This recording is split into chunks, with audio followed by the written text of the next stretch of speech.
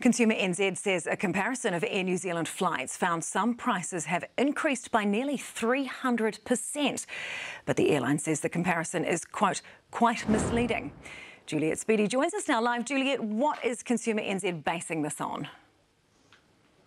Well, Sam, Consumer NZ looked at 11 recent flight prices of Air New Zealand and compared them with the same flights back in the period between 2019 and 2021. And they said all bar one of those flights had increased in prices by just over 30%, up to nearly 300%. Adding this is particularly difficult for struggling Kiwis at the moment, particularly given their lack of choice in airlines in the domestic market. Now, New Zealanders we spoke to on the streets today certainly have noticed an increase in fares.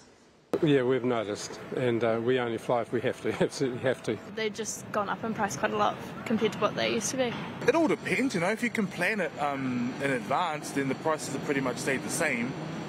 But yeah, if you get last minute, then the prices are through the roof. I can't understand how they've gone up so much in such a short space of time, given fuel's been reasonably stable over the last 4 to 6 months. Well, OK, Juliet, how has Air New Zealand responded? Well, Sam, Air New Zealand have responded to this and hit back pretty hard, calling this not only misleading, but going as far as to say this is actually misinformation.